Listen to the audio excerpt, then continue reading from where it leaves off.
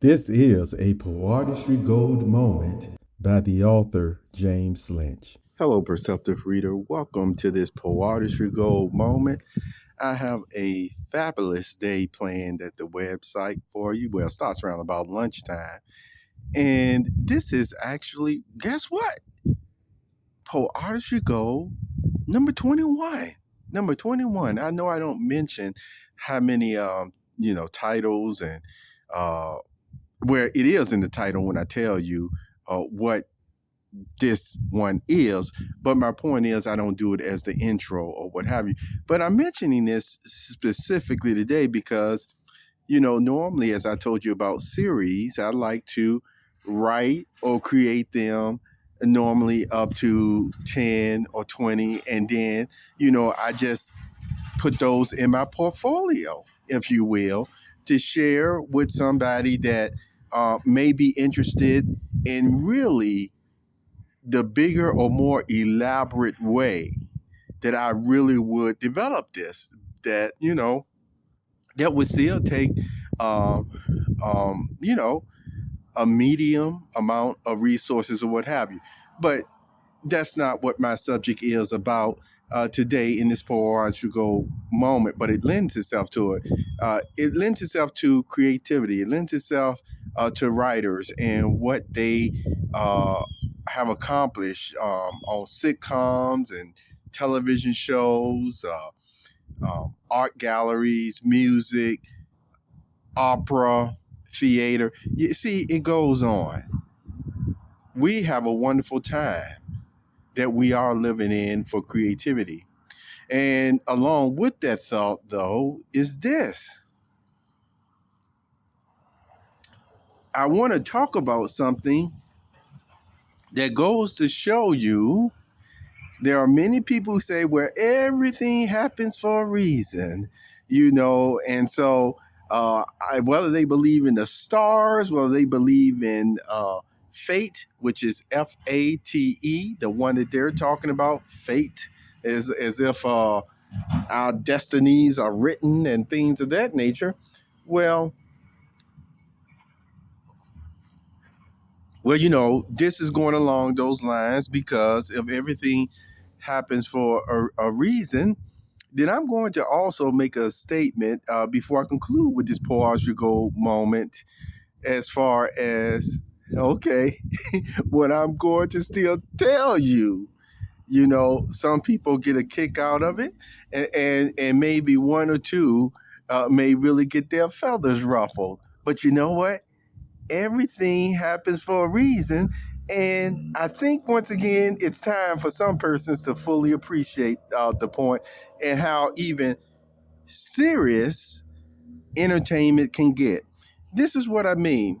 One woman, and this woman is not the first one that I heard was stating that she actually believes, as far as the Netflix stories, that a lot of them really has a truth or based on true stories, whether people say it or not, because they always have a disclaimer for many of them saying, any relations to characters or events is just purely coincidental. That's what they say.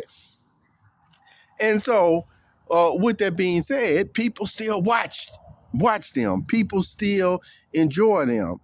And there's always this desire to make an even better movie, a better script, a better story.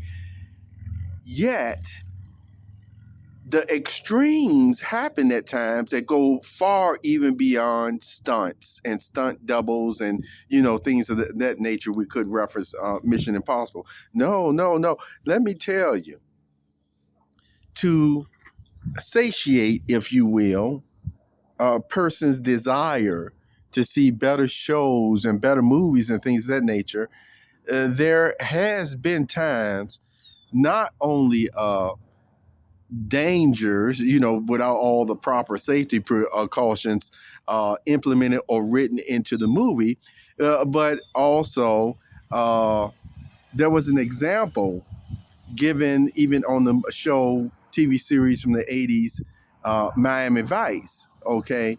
Now, Miami Vice, basically, it was one episode where Crockett was really upset because this man had made a movie that was getting rave reviews for the realism and stuff, and it actually entailed somebody's life being taken.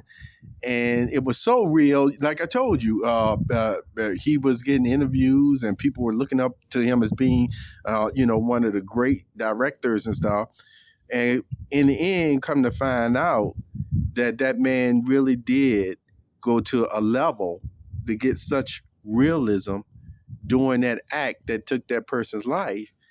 Come to find out, even though Crockett couldn't prove it in the end, really, the man actually did, you see, cause this to happen, a real life taking of somebody's life, just to put it in a movie.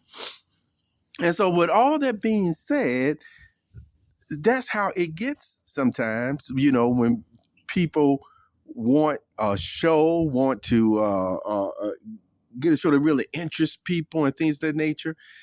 Now, here is where sometimes the straight up persons who are overly nosy come in. And I want to emphasize that word overly nosy. This has nothing to do with just having, the lighthearted conversations, good talk, even a laugh or what have you at one another about, well, what that neighbor doing over there, what have you. No, let me tell you, overly nosy people, and there's still a lot of them, are on such a level.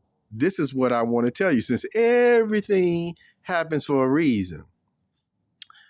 Overly nosy people, let me tell you, they will call somebody a narcissist in a minute, all the while drinking their beverage and eating their popcorn, still calling this person a narcissist.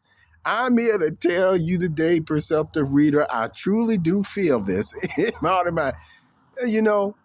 No. I've said this before.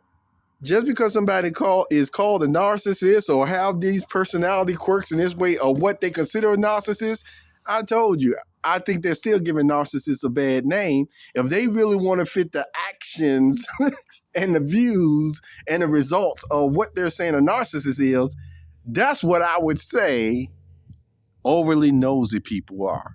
They are the true narcissists. And I said what I said.